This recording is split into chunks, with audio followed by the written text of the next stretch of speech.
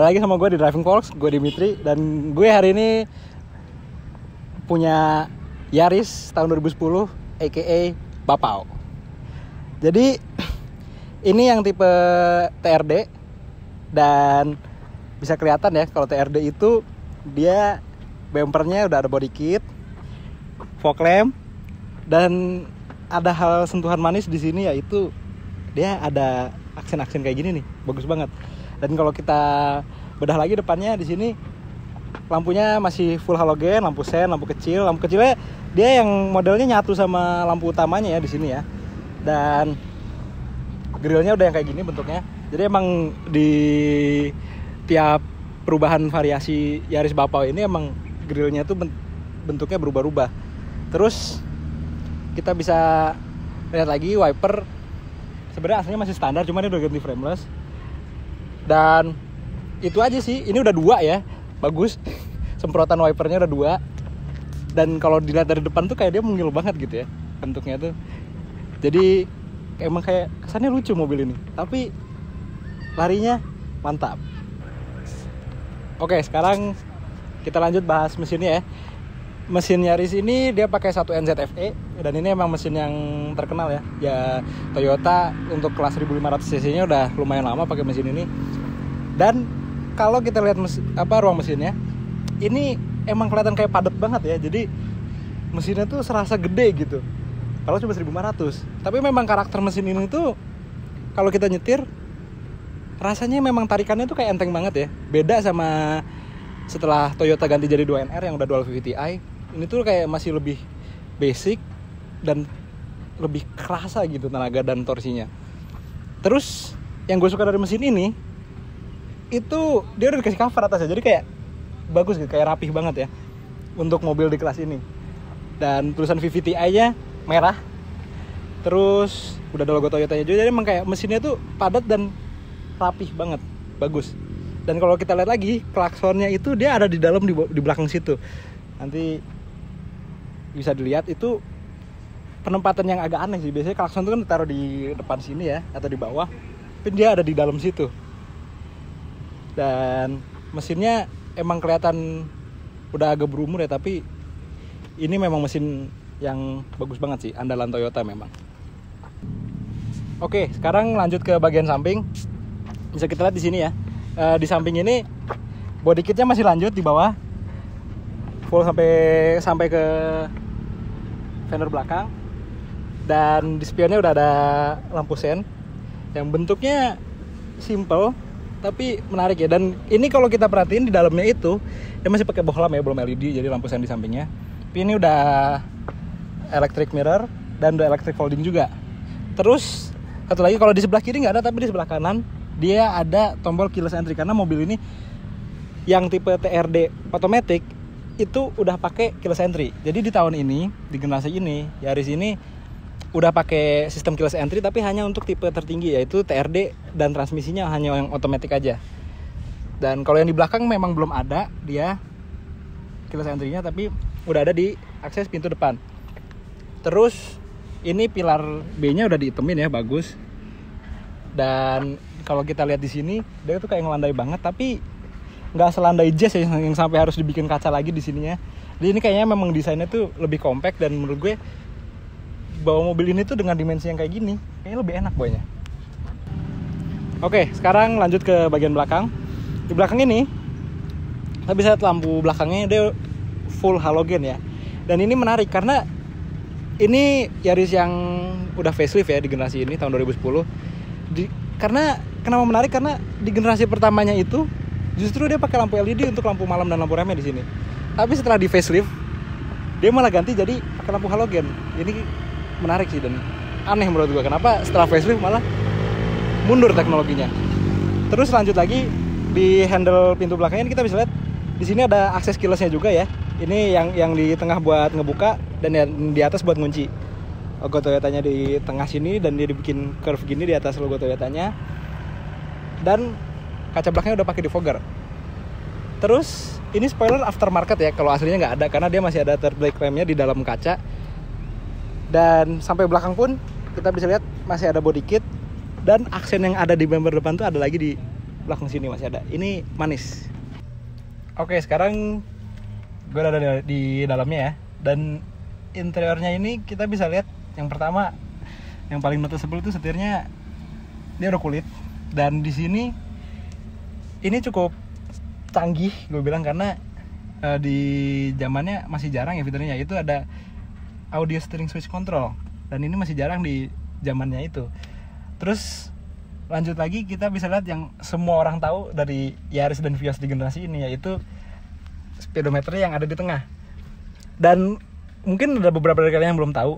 Jadi kalau untuk Yaris ini, dia speedometernya itu nyalanya oranye untuk yang tipe TRD. Tapi untuk tipe lainnya itu nyalanya putih backlightnya. Dan dia tipe yang nyala terus ya, siang malam ya. Itu hal yang agak unik ya. Mungkin gue pikir karena memang oranye dianggap lebih sporty gitu ya, makanya dia kalau untuk tipe TRD nyalanya oranye, nggak putih. Beda sama yang tipe lainnya atau Vios bisa kita lihat. Terus lanjut lagi di sini, di depannya kisi-kisi AC yang samping ya, kanan kiri itu ada cup holder. Jadi mungkin biar bisa kena AC jadi dingin kan. Terus di kisi-kisi AC-nya itu udah dikasih aksen chrome untuk yang di pinggirnya, yang lingkaran. Dan di tengah sini ada audionya yang nyatu gini ya. Ini kayak bakal PR banget kalau mau ganti head unitnya, karena harus beli dudukannya lagi yang bisa muat ke Yaris ini. Tapi fiturnya udah lumayan oke lah. Belum ada Bluetooth, tapi udah ada aux yang koneksinya dari tengah sini, di belakangnya persneling. Terus kontrol AC kita bisa lihat cukup lengkap. Jadi dia udah bisa ngatur arah semburan anginnya, mau ke depan aja atau dari kaki juga. Terus ada tombol defogger, sama dia juga bisa ngatur ventilasi, mau dibuka atau ditutup. Tapi pengaturannya masih manual semua ya. Dan sayangnya dia juga belum ada defogger kaca depan. Terus di sini kita bisa lihat di kanan ini ada tombol start stop engine button, yang di sebelahnya juga ada pengaturan spionnya. Ada untuk electric retract dan electric mirrornya. Terus kalau di windownya dia udah auto up down, tapi hanya untuk di sisi driver aja. Sisanya ada storage yang banyak banget. Ini salah satu keunggulan Yaris menurut gue yang bener-bener kerasa banget ya. Karena di sini di depan aja, di sini tuh yang di pintu ada buat cup holder, ada buat naruh-naruh barang juga kecil.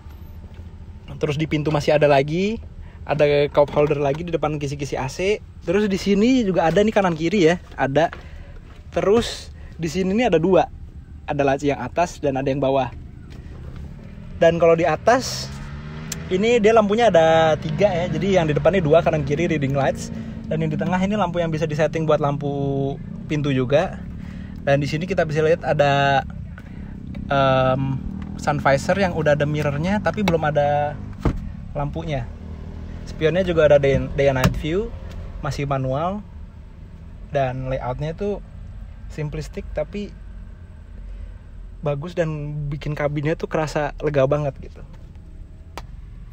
Oke, sekarang gue udah ada di baris keduanya, dan di sini cukup simpel. Jadi yang unik itu di sini yang gue lihat adalah tombol power window-nya. Dia tuh masih kayak mobil Kijang zaman dulu ya, yang model kayak gini ya. Sama mungkin kalau mobil baru tuh kayak Brio yang sebelum facelift itu juga masih kayak gini di baris keduanya. Power window-nya di sini dia nggak nyatu sama yang trim buat senderan tangannya. Terus hal yang gue suka lagi adalah ini plafonnya udah hitam, sampai handle barnya ini juga ada hitam semua ya. Terus di belakang udah ada seat belt 3 titik untuk yang kanan kiri, tapi yang tengahnya belum, dan belum ada headrest juga yang di tengahnya. Tapi kalau kanan kiri udah ada headrest adjustable. Dan hal yang unik adalah kursi ini yang baris kedua, walaupun mobil ini kecil, tapi dia bisa diatur sudut kemiringannya, dan dia bisa maju mundur. Jadi di bagian atas pojok joknya itu ada pengaturan buat maju mundurin joknya dan juga reclining joknya. Jadi joknya bisa dibikin tegak, dan kalau ditegakin itu dia senderan kakinya kita ini yang buat dudukannya itu juga ikut naik dan maju ya. Nah, posisi paling tegak gini, dan dia juga bisa maju mundur. Mungkin ini bisa begini karena untuk memperluas ruang bagasinya, karena emang bagasinya nggak terlalu gede, jadi dia bisa maju mundur dan dia juga bisa recline. Ini unik, dan menurut gue ini salah satu keunggulannya dia di kelasnya ini, karena belum ada mobil yang bisa kursinya maju mundur dan di recline untuk di kelas ini. Oke, sekarang gue mau jelasin bagian bagasinya, karena bagasinya ini unik. Jadi lu kalau pertama buka bagasinya Yaris Bapau ini, lu bisa lihat kalau lantai bagasinya itu tinggi banget, dan dia dibikin tingginya tuh hampir sama mulut bagasinya. Karena emang mulut bagasinya sendiri tuh udah agak tinggi ya, karena ini mobil hatchback kecil kan, mobil kota. Lantai bagasi yang setinggi ini tuh kelihatannya kayak tinggi banget dan malah ngurangin space yang ada di bagasinya ya. Gue udah bingung kenapa, tapi uniknya adalah lantainya walaupun sependek ini dia bisa dibuka. Dan di dalamnya itu masih ada 2 kompartemen, dan yang di tengahnya itu untuk ban serep. Itu juga bisa lu taruh barang-barang lain lagi yang kecil-kecil gitu ya. Jadi walaupun lantainya tinggi tapi masih ada practicality-nya supaya lu bisa naruh beberapa barang-barang yang kecil-kecil gitu ya, supaya nggak sempit-sempit banget bagasinya. Dan fitur lain yang sangat ngebantu banget di bagasinya ini adalah joknya, yang kayak yang gue jelasin di intro tadi. Ini joknya bisa kita atur recline-nya pertama. Jadi ini posisi paling tegaknya ya, segini. Ini juga bisa gue bikin segitu. Terus selain bisa diatur recline-nya, dia juga bisa maju mundur. Nah, jadi kalau lu butuh space lebih di bagasi, lu bisa maju mundurin. Dan pelipatannya itu juga ngikut atur yang untuk recline-nya ini. Nah, ini bisa gue lipat gini. Dan gak cuma itu, setelah lu ngelipat kursi bagian keduanya, lu masih bisa buka ini. Dia ada kayak lantai tambahan yang bikin bagasinya jadi full flat floor. Ini bakal ngebantu banget kalau lu bawa barang-barang yang gede dan harus lu dorong ke dalam ya. Ini menurut gue unik, dan fitur ini bagus banget ya, karena ini berguna banget. Jadi jarang banget mobil di kelas ini yang udah nyediain fitur ini. Ini bener-bener praktikal banget. Walaupun memang resikonya adalah jadinya mobil ini lantai bagasinya harus dibikin tinggi supaya dia bisa nyediain fitur flat floor. Tapi ini bagus banget dan gue suka banget ini. Oke, sekarang gue bakal bahas driving feel-nya dari mobil ini ya. Jadi kalau lu bawa mobil ini, hal pertama yang bakal lu notice itu adalah pedal gasnya. Jadi mobil ini tuh respons gasnya tuh bener-bener sigap banget. Ini gasnya lu toel dikit tuh langsung ces ya mobilnya. Kayak sensitif banget gitu. Untuk beberapa case atau scenario ini memang enak ya, karena jadi tenaganya tuh kayak ngisi aja terus gitu kan. Tapi terkadang apalagi kalau lo yang baru belajar nyetir atau bisa nyetir gitu ya, gasnya tuh mungkin bisa jadi terlalu sensitif gitu, karena emang dia diinjek dikit aja tuh udah kayak langsung tenaganya kayak langsung keluar gitu. Jadi di bawahnya tuh emang tenaganya ngisi banget mobil ini. Dan ini mobil knalpotnya udah diganti ya, dan bunyinya masuk banget. Dan uniknya adalah mobil ini dia masih mempertahankan catalytic converternya yang ada di tengah buat nyaring udaranya ya. Jadi itu gak diganti, masih standar. Dia cuma ganti muffler aja. Dan mungkin karena itu perbedaannya mobil-mobil yang generasi dulu dan generasi sekarang ya. Jadi kalau generasi sekarang itu catalytic converternya itu mobil itu filternya jauh lebih panjang, lebih gede. Jadi kalau lu cuma ganti muffler, suaranya akan keluar. Tapi di sini, kalau teman gue nyeritain, dia bilang catalytic converternya mobil itu kayak cuma kotak segini dong, ini bentuknya kayak tahu gitu deh, kurang lebih ya. Itu makanya dia cuma ganti muffler, suaranya udah kenceng banget keluar gitu. Keren sih, enak sih. Jadi lu kalau mau modifikasi mobil ini tuh kayak emang gampang gitu. Dan ini mobil emang cocok menurut gue ya buat dimodifikasi ya, karena emang rasanya itu enak banget gitu, emang enak banget. Sportinya tuh kerasa gitu, lu bisa ngerasain dapet banget feel sportinya di sini ya. Udah mulai dari speedometernya yang nyalanya oren, terus respons gasnya yang bener-bener sigap banget, tenaganya ngisi terus, dan suara knalpotnya yang gampang banget diubahnya. Itu memang mobil ini jadi rasanya enak banget. Dan bagi gue ini kayaknya mobil anak muda banget gitu. Ini walaupun dimensinya kompak, tapi menurut gue pribadi kalau untuk belajar mobil ini mungkin kurang cocok ya, karena itu tadi yang gue bilang, respons gasnya itu memang terlalu sensitif gitu ya. Tapi kalau untuk lo yang seneng nyetir, ini rasanya enak banget gitu. Kalau lo tarik tuh bener-bener kayak ada aja tenaga langsung enak banget tariknya. Kayak misalnya gue contohin nih, enak banget kayak tarikannya cepet banget nih mobil. Jadi emang driving feel-nya itu bener-bener menggugah banget gitu ya. Dan untuk kenyamanan, mobil ini kan mobil city car ya, hatchback, dan ukurannya sendiri dia nggak terlalu gede, tapi rasanya itu cukup nyaman ya. Lo bumps yang di jalan tuh nggak terlalu kedengeran, suara dari kolong juga nggak terlalu berisik, suara mesin juga sebenarnya dia nggak berisik ya. Ini karena diganti knalpotnya aja, tapi aslinya suara mesinnya tuh nggak tembus banget ke dalam ya. Jadi enak banget. Dan untuk mobil ini ya, yang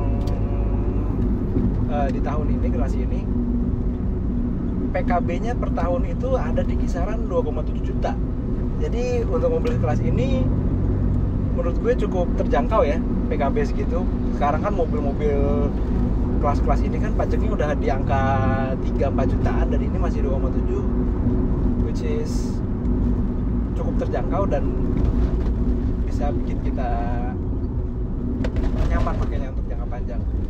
Dan lagi kalau kalian tertarik untuk nyari Yaris Bapau yang tipe TRD ini, di generasi ini harganya ada di kisaran 130-an juta kurang lebih ya. Jadi kalian perlu dana segitu, dan yang kayak gue bilang tadi, PKB-nya per tahun itu di angka 2,7 jutaan, cukup terjangkau. Jadi kesimpulannya, ini mobil menurut gue yang cocok banget untuk anak muda. Memang karena karakteristik dari mobil ini ya, kayak rasa berkendaranya itu dan gayanya juga, mobil ini tuh kayak kalau dimodifikasi tuh enak banget. Karena mungkin ini subjektif, tapi menurut gue mobil ini tuh mau lu gayain gimana aja tuh kayak bisa gitu loh. Jadi banyak banget style-style modifikasi anak muda yang bisa masuk ke mobil ini. Dan lagi ditambah dengan karakter pedal gasnya itu yang sensitif dan tenaganya tuh kayak seakan-akan meledak-ledak gitu ya. Ini mobil enak banget. Dan lagi pengeremannya itu juga enak ya, karena dia depan belakang udah cakram, jadi kayak remnya tuh pakem, dan pakemnya itu pas gitu. Kadang kan ada mobil yang remnya pakem tapi terlalu pakem, jadi remnya tuh kayak nggak ada spektrumnya gitu antara lu ngerem sama lu nggak ngerem gitu kan. Tapi kalau ini nggak, ini remnya pakem tapi feelnya enak karena cakram depan belakang, dan emang pedalnya itu settingannya enak banget. Jadi ini mobil yang cocok untuk anak muda yang lagi nyari mobil pertama kali mungkin ya, dengan range harga yang menurut gue udah terjangkau sekarang, dan PKB-nya juga murah.